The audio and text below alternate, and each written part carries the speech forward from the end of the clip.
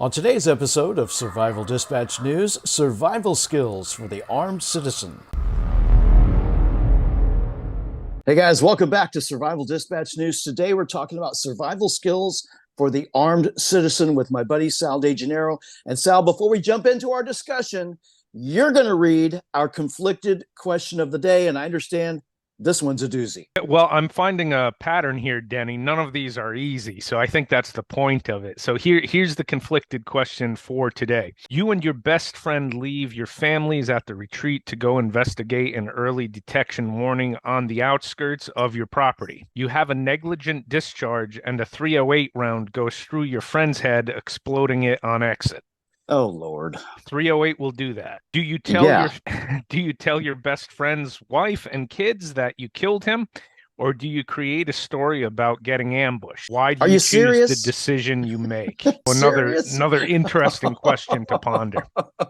So a little backstory to this. We started doing these conflicted questions on Survival Dispatch News. Our group of SMEs includes Mike Sterling, the Mad Bomber, good friend of ours. I think he purposely picks out the most difficult, frickin' conflicted, crappy questions possible. So thanks, Mike. We really appreciate it. Well, I think it serves a purpose, right? So if it's an easy answer, that's an easy thing to think about. Okay. But these really give us something to ponder. So I think it's pretty interesting so far. Viewers, get your thinking caps on.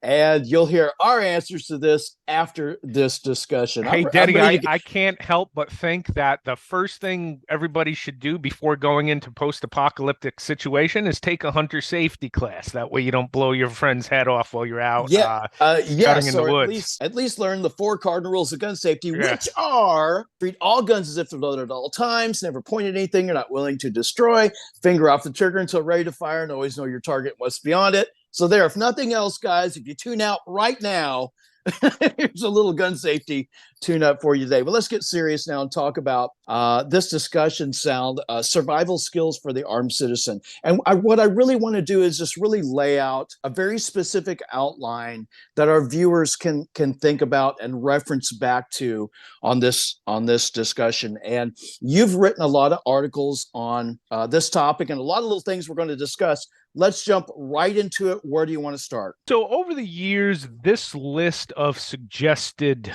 high-level topics have changed for me as the world has changed, certainly, and as I've changed my opinion based on my own training. So what I want to do here is go over at a high-level overview the main skill sets that I think are really vital for particularly the armed self-defender, especially concealed carriers walking around armed in public. And as you will see, a lot of this, most of it does not actually pertain directly to the shooting part of it, which is just one small part of this overall lifestyle that you really embrace when you choose to go armed. And I get pushback by a lot of other, specifically firearms instructors will say, oh, it's not a lifestyle. It's when you start carrying a gun, it should be a lifestyle in the sense that maybe your identity is not defined by doing that, but it is a lifestyle in the sense that it has an impact on what you do in your life. It's a huge responsibility. It's a huge responsibility. It's absolutely a lifestyle change, in my opinion. It's becoming a new parent. It's a huge responsibility, even more so, maybe more so. Because you all of a sudden you're carrying around with you the ability to take someone's life away. Yes, and it's quicker, faster, and easier. It should impact a lot of your decision making, right, when you're out and about. Yeah, which leads me to kind of one of the first things that pops into my head, and that is self-defense law and being familiar with the laws in your jurisdiction.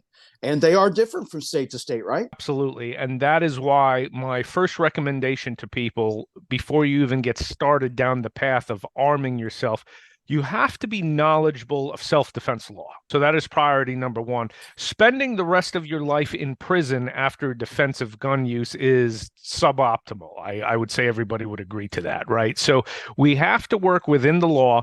There's a lot of minutia and intricacies in the law, but the truth is, when you strip it all away, a lot of it is very common sense, because ultimately what governs this is the reasonable man, right? Would anybody else who is a reasonable human being have done the same thing in your situation? So it's way too broad a topic to really wade in here beyond just telling people you have to understand what the legalities are in overall principles of self-defense law. So when are you justified in going to any level of force, be that less lethal force or lethal force? Be fully fluent in speaking that language. You have to know this. And beyond that, you have to know the intricacies of just your local jurisdictions, even down to where you can and cannot carry weaponry, etc. Because if something happens in the aftermath, that can come back to bite you as well. So you have to know this. The two suggestions I would give are two particular books. One is called The Law of Self-Defense by an attorney named Andrew Branca. It is absolutely the best single book you could read on this. And the other book I really suggest is the one by Masad Ayub, not his real old one, which is still a great book. He wrote In the Gravest Extreme back in like 79 or 80, and it still holds up. But his newer ones, I think it's called Your Right to Self-Defense or something like that. Look for that one. It came out like a decade ago. Or read those two books. If you only read one, definitely read The Law of Self-Defense, because Andrew Branca breaks things down into, it's not legal speak, right? Even though he's an attorney, he breaks them down into a really understandable layout for the layperson. So you have to read that book.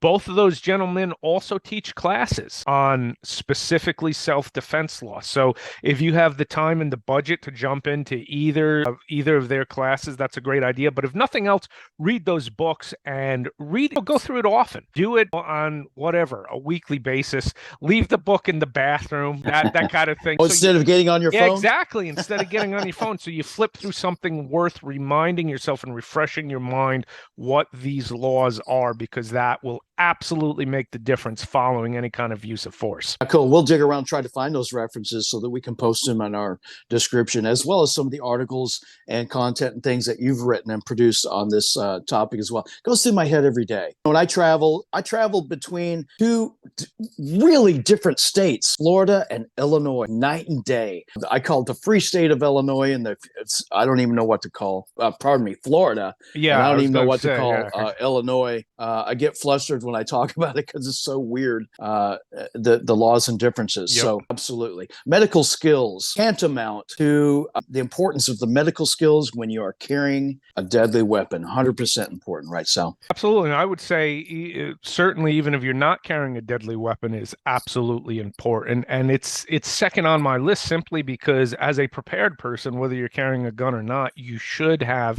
some basic medical skills.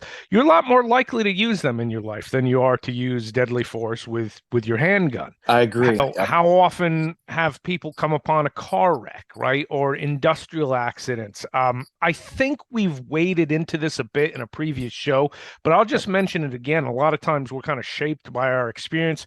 I grew up in a rural area with a lot of farming all around me, and farming accidents, which to this day is one of the most dangerous occupations in the world, is actually farming, because you're working with the heavy equipment. Now, it's a lot safer now than it was years ago, of course, as the equipment and technology has improved. But the things you would see, a lot of lacerations or flat out amputations of limbs. So when people work with machinery, that's sort of why I have always opted for, if you're going to carry just one medical device on your person, carry a tourniquet. Beyond that, carry wound packing gauze, and then everything else is just extras. But know how to apply a tourniquet, know how to pack a wound. If nothing else, take a stop the bleed class. They don't even charge for those in most places. At the firehouse, different locations in your vicinity will periodically offer those, sometimes at the hospitals. It's usually only a 2 or 3 hour class, and it'll teach you how to apply a tourniquet, how to pack a wound. And again, those are the two most important skill sets you can have for treating traumatic bleeding. So obviously, as that wades into self-defense, coming out of any kind of fight, you're pretty likely to have to treat traumatic bleeding that someone sustains, maybe yourself. And if you think about it, where are the places that you go where that stuff's going to happen most likely? And immediately, I'm thinking the gun range. I'm there quite often. I shoot action pistol and steel challenge, renegade 2-gun matches. And one trend that I'm seeing, which I really, really like, is guys shooting out of battle belts with an IFAK on the back or visible tourniquet medical gear. And we talk about that a lot as we're waiting in our squad to shoot, about the different IFAKs that we're carrying, what's in it, where do we train. And that's a trend I really like. So please carry your medical gear with you to the range or anywhere that you, it's more likely for something traumatic to happen. And I keep one in my go bag. I keep a sling bag. There's an IFAK down in here that I've shown many times here during some of our discussions. I keep another one in my vehicle, and I have another one at home as well. And to get that training, I'm up for another Stop the Bleed class. It's been a while since I've taken one. And sometimes there are new skills and techniques that you may not have caught the last time. So Correct. I agree. Very, and it very changes. Important. The doctrine changes as things improve, right? I will remind people that this entire discussion we're even having is courtesy of the war on terror for the past 2 decades, right? Because all of that innovation that has come out of the military, keeping guys in the field alive long enough to get back to an emergency room, basically, has trickled down now into the civilian market. Even a decade ago, the argument was putting a tourniquet on a limb is absolutely the last choice. You'll lose the limb. We've had documented cases of guys for 12 hours with a tourniquet on a limb and they don't lose the limb. So instead of being last choice, if the limb is bleeding severely, that's the first choice. Go high and tight with the tourniquet and tourniquet that thing off. So learn those skills. That is definitely my second recommendation on this list, medical skills. For sure. And if you've never seen a sucking chest wound, you will not understand the importance of having the skills to be able to treat that. Matter of fact, there's Refuge Medical, as of today, we're taping this on the 7th of January, has a video. It's one of those you have to hit the button to uncover it on Instagram or Facebook or wherever it is, because it's not pretty. Social media likes to cover it up and make sure you're prepared to see what you're going to see. And it shows a sucking chest wound, probably from the war in Ukraine. I'm not sure. Could be from the maybe it's from the Hamas Israel war. But in any event, if you've never seen one, it's hard to understand the importance of it. Or if you've never seen an arterial wound, gushing blood wound, take those classes, get those skills. All right. We've gone from knowledge of self-defense to medical skills. Where do we jump from there? So third on my list is the skill set involved with criminal interaction skills, basically, what I refer to it just as an overall skill set. And this is really, really important. Your ability to deal with the criminal element when it approaches you on the street. Because there is a whole gamut of space between that first word said up to going to gun. And the better we did a whole piece on this, as a matter of fact. Very, very, very important. Let's touch on just a few of those highlights from that real quick while we're on it. So you want to be able to interact with criminals. First of all, be willing to de-escalate when things happen. And a lot of times this isn't even criminal interaction. This is interaction with people who can just get aggressive. And if things spiral out of control, you end up with a shooting or a stabbing or a beating to death or something like that, right? It amazes me how yuppies driving fancy cars will fly into road rage and will jump out of their BMW dressed in their business suit. And my first thought is like, dude, you've never even been punched in the face. You want to get it on with me? Dude, you are in for a rude awakening. And that's how these guys act. So what? I don't want to have to pepper spray people if I don't have to. I certainly don't want to have to beat the hell out of them if I don't have to. And I sure don't want to have to shoot them if I don't have to. So if you run into certain incidents, be willing to de-escalate, and sometimes it's just a matter of saying sorry. I had one dude yell and scream at me over a parking space one time. I was like, sorry, man, I didn't mean to offend. I didn't see you there. And then I just walk off, but I'm willing to say sorry. And most often those kind of circumstances will actually do it. You have nothing to prove. If you are trained and armed, you have nothing to prove. Okay, you could kill this guy in an instant. Do not put yourself into a position where you have to do that if you can simply de-escalate. So that's the first bullet point. Be willing to de-escalate. The second one is learn communication and verbalization for dealing with now dangerous threats. People who are trying to encroach and get close to you, and probably most people have dealt with that on a less sinister level, maybe just the homeless guy, the street people, like, do you have $1, etc. You got to be real careful, though. Sometimes they are specifically trying to close distance to get close enough to assault you. So know how to deal with that. That's the whole realm of the managing unknown contacts block of instruction provided by what's called the ShivWorks Collective. Those guys have really solidified that, how to handle the encroachment. A big part of it is verbalizing. Okay, you want to be able to tell people to stay back, stay away from you. And Denny, I keep it real simple. I like to say, get back. Because one thing I remind people of, everything is on video these days, like literally. If you're in a parking lot, you're on video, either people's cell phones or security cameras, right? So I don't want the camera to be hear me say, I'm going to kill you, mother effer, right? We don't want that showing up on the DA's desk afterwards. I want them to see and hear from me, hey, get back, get back. And because see that hand motion. And criminal will never tell somebody to get back, right? They want to close the distance, right? That's so when you say get back, it is very clear you are the self-defender. So learn those skills. Yeah, very important. That body language is really important. And we've all seen the videos of the interactions and violence. And if you look at the body language of the victim, it's almost always like this, hands out, in a defensive nature, and the aggressor always coming in. And like you say, you never see the aggressor doing this. They're always coming in for the kill. You see the victim doing this. Very important and just body to language. Go further with that body language, that is, and people don't think of this because this is what people do by default. Untrained people, they're like scared.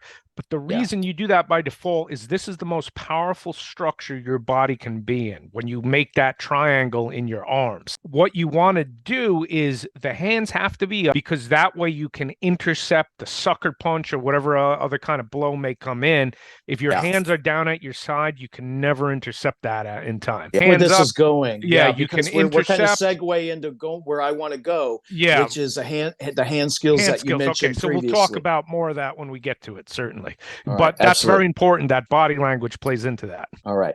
Speaking of which, that defensive default position, avoiding getting knocked out, avoiding getting struck with hands, with knives, with weapons, very important. And there's some training that can come with that can help you do that effectively, right? Absolutely. So actually, that is number 4 on our list here, hand skills, right? Following and people can probably start to see how these fit together like a puzzle, right? Yeah. So we have that criminal interaction skill set. The hand skills, there are people who are enthusiasts who go 3 days a week to the jiu-jitsu gym, etc. I don't do that. I readily admit that. I've taken quite a bit of training seminars with hand-to-hand stuff. Even if you're not an enthusiast, get into a couple of good combatives classes and at least practice that stuff on your own, on your heavy bag or whatever. Occasionally, if you get a person to work with you to go over some of these stuff, that's essentially what I do. I'm not a specialist in combatives, but I've taken a variety of training in it. And the truth is, some of the most essential principles are easy to learn. And that's what most people should focus on. So the single most important thing is not getting knocked out. Okay. From the ambush that comes in, think of the knockout game that we've seen plaguing urban streets for the past few years, where people will come up and sucker punch somebody, right? So this plays back into this non-confrontational stance. It looks non-confrontational. It's going to help us de-escalate. Hey man, get back, etc. But if that sucker punch comes in, you're now in a position you can intercept those blows come in, or you could go into what's called the default position, where you basically build a helmet instantly around your head.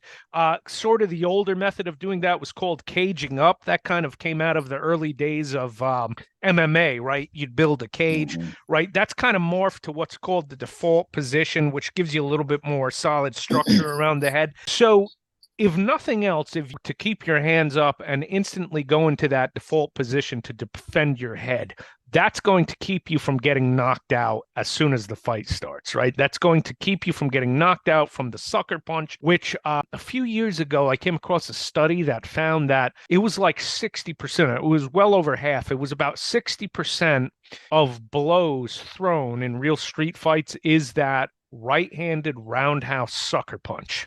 Right. Yep. That was like the most common assault that happened. So you want to be ready for that. Keep yourself conscious. And from there, have even a very basic arsenal of skills for counterattacking. Yeah. So I want to basic mention strikes. something that, this is great stuff. I want to mention something, a really cool technique that you and I spoke about in one of our previous pieces. And all this defensive stuff is great for this guy coming at you. But what about that situational awareness and how to improve that situational awareness, how to improve your position?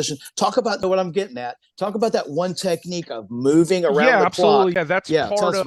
That's part of that managing unknown contacts paradigm, which was really synthesized by a trainer named Craig Douglas. That particular motion. So if somebody's encroaching on you and you're verbalizing with them, telling them to get back, whatever the case is, you always have to remember that it might be what's often called like a pincer attack, where you got a second guy who's going to come in right behind you. So if you look at a clock, if the aggressor is at the middle of the clock and you're, say, at the 6 o'clock, you want to move circular to either the 3 o'clock or the 9 o'clock. That way you're still keeping eyes on the known threat, but now out of your peripheral vision, you can see what's behind you. Yeah, and they're not going to expect you to be moving like that. No, and again, I share the story. I've done that twice in real life where I got a bad vibe from a guy who was trying to approach, and both times I did it, they were out of there. The guy was like, what? Because they've never seen that, right? This guy's maneuvering on me. What's he doing? So just by doing that move, not only lets you see what's behind you, but that alone may de-escalate now the issue. All this is making perfectly good sense to me. And it's talking about basic grappling, taking some of these classes, jiu-jitsu, fantastic stuff. In my opinion, everyone should take a basic jiu-jitsu class, particularly from someone who caters toward concealed carriers, because weapons retention is extremely important. You may be in one of those situations where you're not ready to draw your weapon quite yet, wherever it is, appendix or 4 o'clock or ankle or whatever, but all of a sudden you're concerned about it. And if and when the bad guy finds out you have that weapon and starts going for it, that escalates to a whole new level, right? Absolutely. And you make an excellent point with that. So even if you are a serious jiu-jitsu practitioner, which is a great thing, let's dispel the whole myth right here of, oh, that's only dojo stuff. That doesn't work on the streets. That's like saying that a USPSA Grandmaster shooter can't win shootouts, because it's ridiculous. You have to understand, though, the difference between the game and real life on the streets, right? And one of the big one with hand skills is understanding that there is almost always weapons in play. So as an example, a real high-end jiu-jitsu guy will have certain things that he does to go for the neck and the head and all this kind of stuff. And when you do that on the streets, you're leaving the opponent's hands free to access their own waistline and access tools. So obviously the jiu-jitsu black belt is going to be better than people who don't train on the street. They just have to change certain things that they do to accommodate the environment. And one of those is absolutely, there's always tools involved. There's always weaponry. So you have to go in with the assumption that this guy's got weapons on him. And guess what? You have weapons on you. So if you're rolling around on the pavement with this guy and he feels that gun, what's going to happen? He's going to go for your gun. So these are things you have to know about. So even if you do jiu-jitsu, Krav Maga, whatever you're doing, get out and train with the guys who do the teaching for real combatives in the weapons-based environment. Right. A short list of guys, several of which I've trained with that I'll give you. Kelly McCann, very well-known guy in combatives. Greg Ellifritz, he does a great ground fighting and close contact shooting classes. Craig Douglas, who we've mentioned a few times already, John Valentine, Cecil Birch. That's 5 that come to mind immediately. And several of those guys I've actually trained with. So look for those names. If you're interested in this stuff, get out and train with those guys specifically in these combatives kind of courses that they teach. Excellent advice. One of my worst fears is being disarmed with my own gun. I mean, and it can happen, and people don't realize that. And Denny, it can happen even, and obviously you know this better than I with a law enforcement background, even with a guy who's not trained, but he's dedicated. You get a strong guy who's committed, and man, if he gets hold of your gun, it is a bad scene. Yeah, and there's a lot of mental that goes on along with this training, having that never give up attitude and always going to that next little skill set. If this doesn't work, try that. That doesn't work, try this. And that's only going to work for you if you've trained it and you've sought out that knowledge and taken that training and practice it. Not just once a year either. It's talking about getting tuned up, because going back to the beginning of our discussion, this is a new lifestyle. Like it or not, it is. And if you're going to live it, you really need to practice it. Where's that take us? Where do we go from here, Sal? Okay, let's see. After hand skills, my 5th recommendation. Oh, yeah, this is important. Less lethal skills. So specifically with less lethal tools. And I want to, you got it. I want to bring people back to understanding that less lethal tools are not just tools made for women who refuse to carry guns, because I know that is especially men think that immediately. Oh, pepper spray. That's what you get for your girlfriend who doesn't carry a gun, and you want. Well, yeah, you do. No, and that's fine. That's fine. But guess what? Pepper spray is also for the black belt in jiu-jitsu who's carrying a Glock 17, and he should be carrying OC spray as well, because if you don't have to make contact, that's better for everybody. And I'll tell the tough guys out there who are rolling their eyes right now, it's not just safer for you, because as bad a dude as you are, obviously you can get hurt if you make contact, but think of how much better it is for the guy you spray. If spraying the guy turns him off and you can break contact instead of having to pummel him or choke him out, what's going to be better in the legal aftermath for you? Okay, we've seen what has happened just in the past couple of years with guys putting other guys who are aggressive on the street into chokes, and then the guy dies because the guy you choke out on the street, he's probably a methamphetamine junkie who's like got one foot in the grave and one on a banana peel as it is. He's not your in-shape buddy who you roll on the mats with, right? Yeah. So this dude can die if you hit him or choke him out. Wouldn't you rather just OC spray him and then call the police? So it's a must carry for everyone, in my opinion. And the big thing is, a lot of this aggression that happens, think back to the dude in a suit who's now irate and screaming his head off and wants to close in on you and punch you. OC spray is going to work on that guy. Now, the determined hardened criminal, maybe not, but OC on that guy, it's going to work. And there are so many awesome, less lethal self-defense tools. I agree with you. One of my first go-tos is pepper spray. I prefer gel. We can show it on the camera here because you get less residual from it. This looks like it doesn't take much really to get the job done. And if you have never been OC'd, go take a class with somebody so that you can experience it, because you need to experience getting pepper sprayed so that what this other guy is going to experience, or gal, if you have to spray them. Same with tasers. If you decide that you're going to carry one of these, go to an instructor that's willing to let you experience it. So what the experience is like. Lights. You and I talk about lights a lot as defensive tools. And this is a badass light right here. This is from the Axon Taser self-defense company.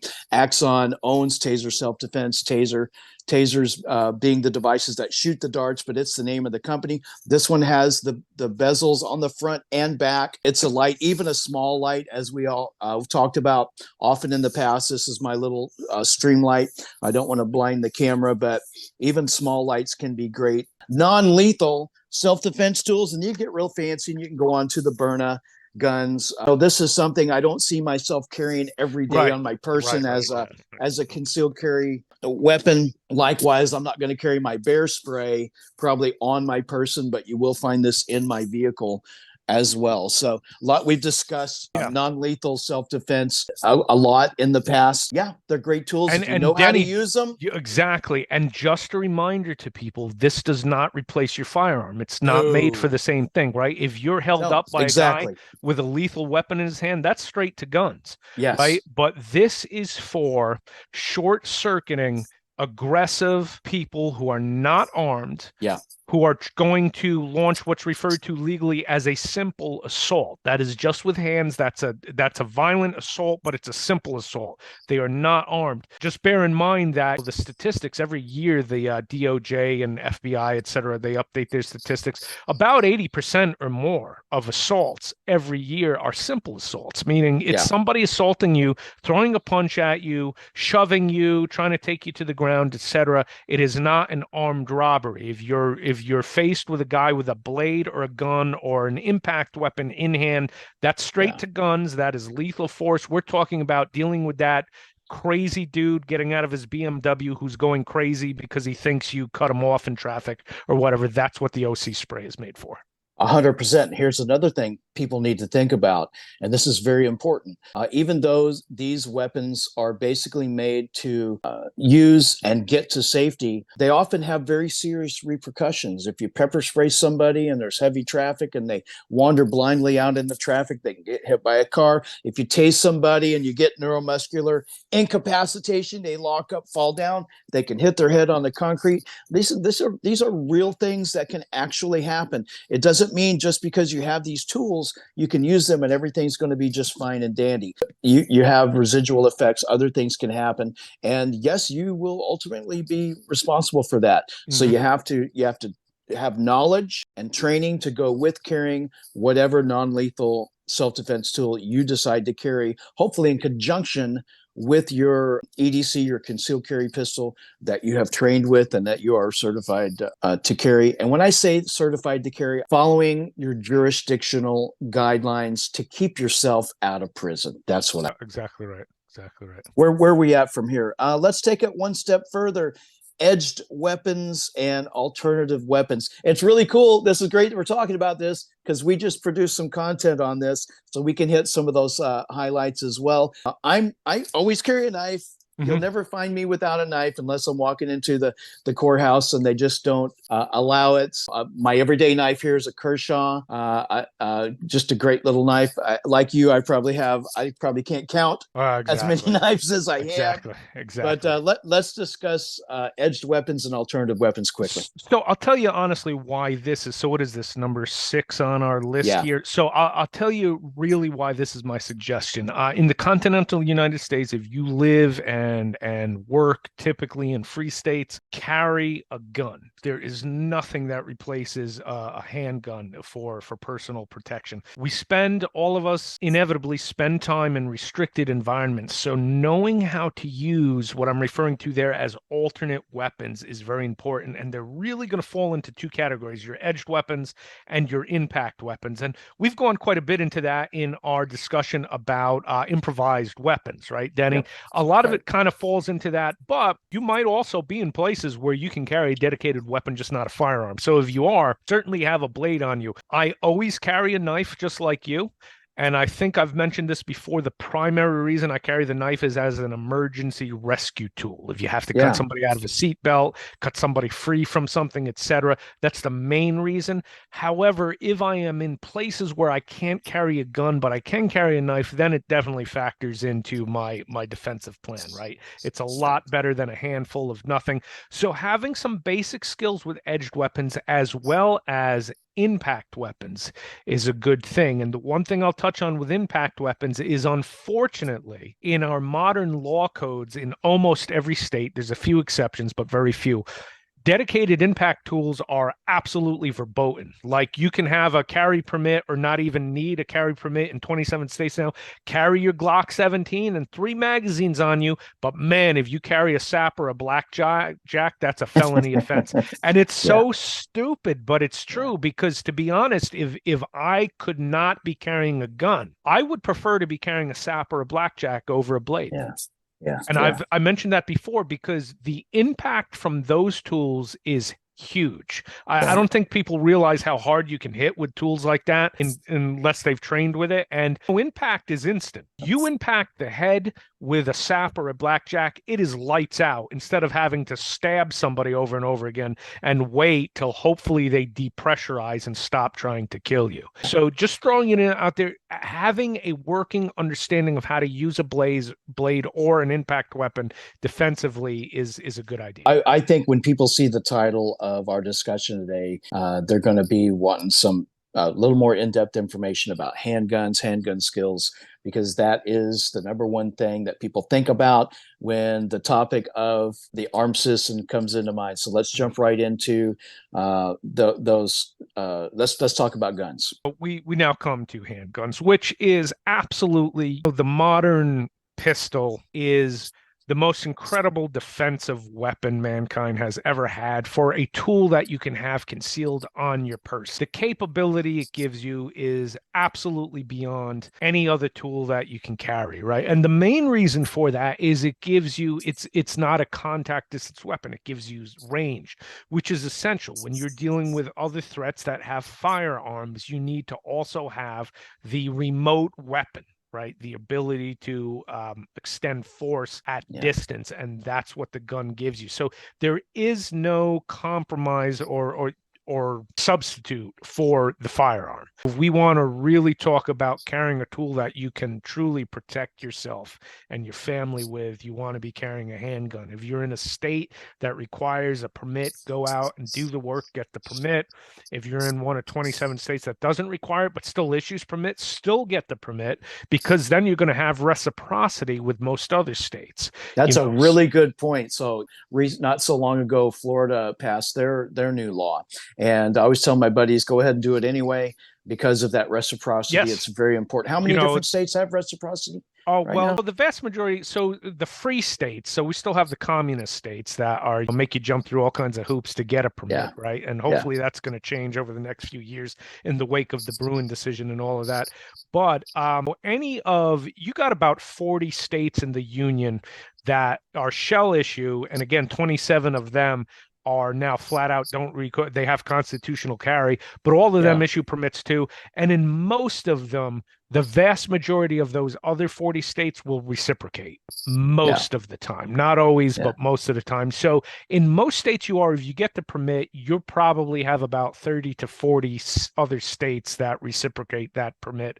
So the vast majority of places you're going to go, you can go armed. So it's very important. I want to mention to our viewers, by the way, this is not a YouTube bots. This is not a gun. This is a piece of plastic for training purposes only. There's no barrel. There's no magazine, no bullets. So this is why I'm handling this. This is a facsimile of a Glock 17, a full-size 9mm Glock pistol here. What I want to tell our viewers who have never had any firearms training or are thinking about going out and getting their concealed carry permit, just because you've taken a class to get certified or to have that card that says you can legally carry concealed does not mean you have enough training. You got to seek out the training. You got to get the hands-on from a qualified instructor, and then repeat that training and take it on a regular basis. So many people think, well, I took the class, I'm good to go.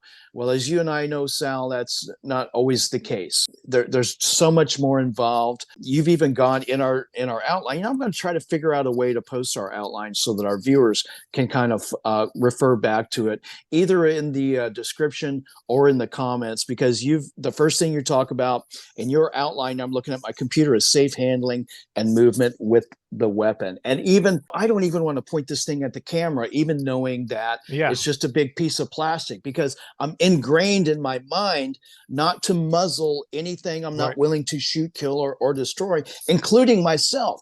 So that if I don't even want to pass my hand in front of this thing, I'm going to muzzle up and do it. It's in my mind. It's because also I want to be courteous as well. Not only safe, but I want to be courteous. Even when I'm handling my dummy gun, I'm high intent. tight. I'm observing the third cardinal rule of gun safety: finger off the trigger until ready to fire. I've got no room back here between my hand and the beaver tail area here. I'm really high and tight underneath the rear of the trigger guard here. And obviously it's not a gun class, but I'm going to fill in this space. I'm going to wrap around. I'm going to stack my thumbs and do all the important things. And how do I know this stuff? Because I've trained. Because I learned from qualified people. I didn't learn this from a concealed carry course. Some concealed carry courses in some states, Sal, you show up, you take an hour class and you shoot a bullet into a bucket, and it might not even be a live round. What are you going to learn from that? Nothing. Nothing. So I'm preaching. Most concealed carry required courses for the states that require it are very basic. If it's a good one, it honestly should primarily focus on legalities, like we talked about before, knowing laws, and just some basic safe gun handling. Because in a single day, there's not time to really go further beyond that. So with the 3 top suggestions I have under handgun skills, first one being safe handling and movement with the weapon. So obviously you get the firearm to be an asset to yourself and your loved ones, right? If you mishandle it and hurt or kill somebody, obviously it's not an asset to you anymore. It's a liability. So you have to know how to handle it safely, as well as move with it safely. And in fact, I have been in a lot of classes that are kind of higher end classes that don't really talk about, everything might be going straight from the holster to shooting. Don't talk about how to move safely with that gun. And in all of my training, I go over that ready positions and what I refer to as register positions. They're not even really a ready position to shoot fast from. But how can you hold the gun safely when you have to move around, when there's people around you, when you have to use another hand to work light switches or open doors, etc.? What are you doing with that gun in your gun hand, right? So that's very important, having that skill set, how to handle it safely, manipulate it safely, how to walk with it in your hand when there are people around you, etc. So learn those skills. The next skill I really suggest getting good with is just deploying the gun. And I'll remind the draw stroke. So I will bring people back to this. Over 90%, and this is documented in multiple places that compile these statistics, over 90% of defensive gun uses annually in this country end without a shot being fired. So even if no shooting takes place, what has to happen? The gun has to come out. Right. Yeah. So you need to get competent with drawing the gun safely, efficiently, and then work on doing it quickly, drawing that gun from concealment, because concealment changes everything. One thing I really hate is when you have these advanced handgun classes and everybody's shooting from a battle belt. Dude, none of these guys work from a battle belt. Like if they're military or law enforcement guys, they do, but like all private citizens showing up with a battle belt, nobody wears that on the street. You need to be practicing with the gun on your appendix position, strong side, or wherever you carry it, under your shirt, because concealment makes it a lot harder, but people need to get solid with that skill set. That's a really good point. I see that a lot too. Seek out an instructor that's willing to train with you with your common sense everyday carry gear that you're going to be using. Most ranges, gun ranges, public or even private gun ranges, will not let you draw from a holster.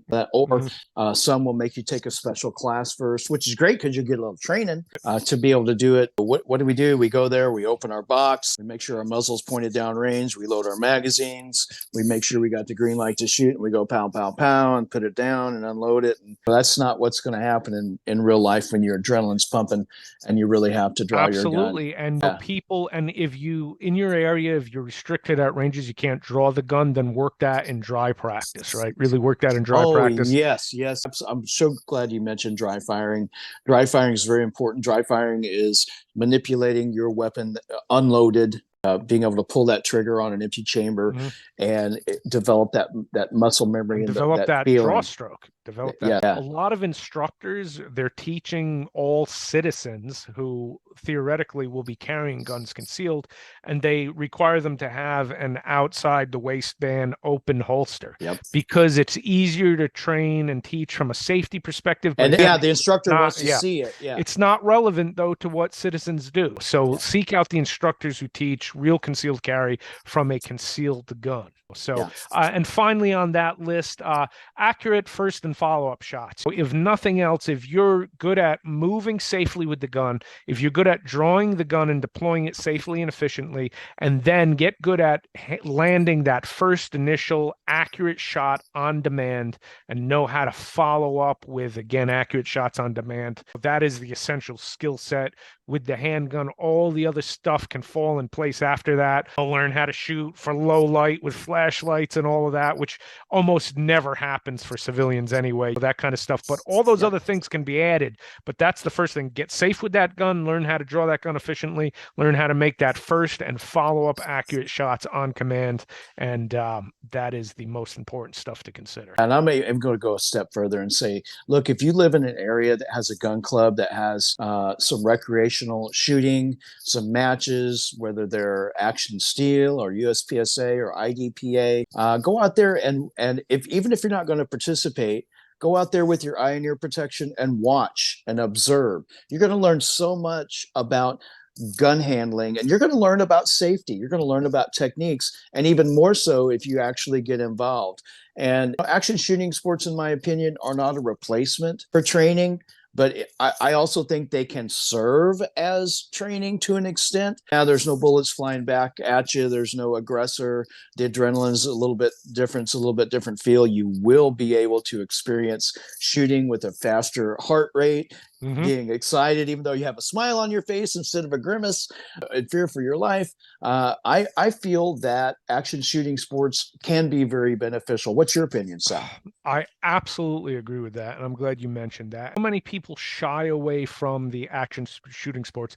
The guys from the tactical side of the house, right? They're like, oh, that doesn't replace real training, and it's not stress like a real gunfight. And guy, you only say that because you don't want to go down to the local match and realize that the dude who's a dentist or an accountant can absolutely kick your ass when it comes to shooting. Or in some places, the 12-year-old. Yes. So it's phenomenal. This is what I tell people. When you shoot competition, you're shooting with real shooters. Now, granted, a lot of them probably don't even carry a gun because their mindset's not right, but these are the best mechanical shooters in the world. And you're going to see what actual good actually looks like, right? Because your tactical Timmy dudes cannot shoot like that. There's a few exceptions, right? So I absolutely propose shooting matches. And here's what I tell people.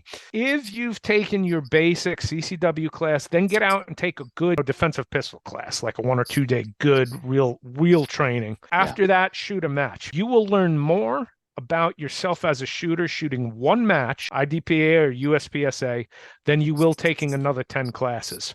Because for in a class, you do not get put on the pressure. And some instructors put people on the timer. I do that all the time. There's metrics. We're on the timer for certain things. It's still not the kind of stress that you are when you are shooting a stage, which is fun stress, but it's stress. And I've seen stuff happen at matches. And here's the example I always give. This is probably 8 or 10 years ago. I shot a particular IDPA match where a guy who was on my squad shot the first stage and he dropped his own magazine out of the gun 3 different times during the it happened the first time in the first stage, and then in the other stages it happened 3 different times. The guy was a good shooter, young, fit dude, good shooter, not super fast, but I could tell that would come. He's good and accurate. His gun handling is good. So I said to him, I was like, what's going on with that gun, man? He's like, I don't know, man. He was shooting a Smith & Wesson M&P, which is a great gun. He said, I've put 10,000 rounds for this gun. That's never happened to me before. I said, how many matches have you shot? He said, oh, this is my first one. So do I need to explain further what's happening there? And he was an in-service cop, this guy, but this was his first experience shooting under stress. And he dumped his magazine inadvertently 3 different times.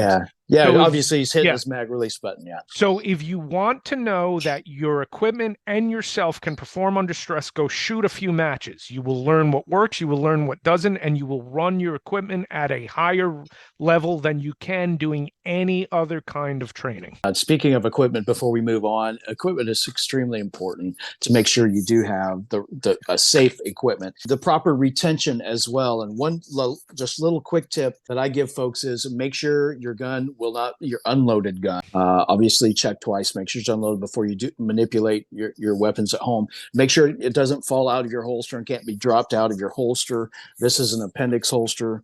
by T-Rex. Here's a little cheapy $20 holster off of Amazon. Same retention, different type of holster. This is very important. Make sure it's not just going to fall out of your holster. Make sure it has the proper clip. Make sure all the screws are torqued down so it's not going to pop off your belt or off your ankle or out of your waistband appropriately. Always check your equipment and check it often. Yeah, just want to throw that out there. Very important. Be solid with and again, shoot a few matches with your real gear. And that'll make it that much, because if that gear serves you well in a match, it's going to serve you well in a fight. So shoot the real way you carry it, under concealment, etc. Even if it's not required at the match, you shoot from concealment. That way you're doing the real thing, and it's really going to vet your gear and your own skills. 100%. You just mentioned the word fight, and that makes me think about physical fitness. And I think that's a good segue into that area of this discussion and how important physical fitness is. And in my opinion, extremely important. I just went on a hike the other day. Even though we may train at home or train at the gym for cardio, in my opinion, cardio is even more important than the other guns. Because when you have that adrenaline dump, if you have to run away from danger, toward danger, rescue your friends and family, whatever the case may be, you've got to be able to have that cardio physical fitness to be able to do it, because your adrenaline is only going to take you so far. So maybe you do run, or maybe you're a jogger, or maybe you do spin classes or treadmill or elliptical. Get out and take a really tough hike sometime, and maybe ruck, meaning put a bag on with some gear and weight, and figure out what it feels like to carry your kid on your back for a half a mile uphill on a climb. Test yourself a little bit and train your body to do that. I'm preaching again, because I do think this is very important. What happens if you and I are out and I break my leg, or you break your leg, and it isn't even a self-defense scenario, and I have to pick you up and carry you, or you have to pick me up and carry me, and hopefully we have the ability to do that. So you mentioned in the outline a basic level of that training. Yes, as men, we do need to be protectors. We do need to be masculine. We do need to embrace what God gave us and our natural testosterone and ability to build muscle and strength, and that protective nature that comes with it, I think, is extremely important. Absolutely. And we kind of tack this one on. It's not really a skill like we've been talking about, but it's so important overall fitness. And the other thing I would say with it is, for those people in the audience who are thinking, well, I have a disability or something, it's still just as important, because part of your fitness is knowing what your limitations and what your disabilities are. And we've mentioned this in the past. If you're physically disabled in some way, that puts you in a different category when it comes to defending yourself, right? Let's say you have whatever disability where you have a real vulnerability in your body. Now, legally, are you going to be justified to go to lethal force with your handgun before a young, fit, strapping dude would be? Absolutely. And you have to know that, right? So you have to understand those things.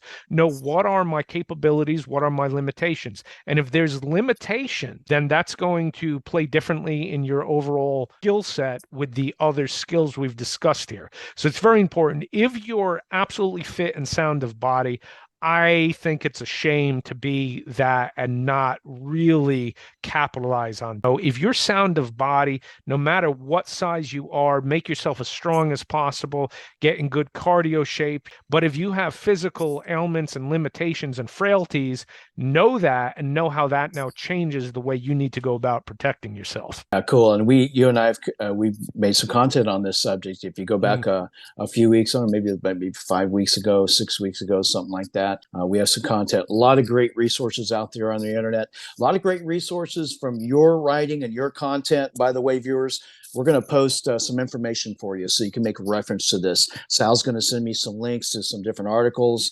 And if you can find it, Sal, send me a link or two. At the beginning of the discussion, we were talking about self-defense laws in different states. Let's give our viewers some tangible references to that as well.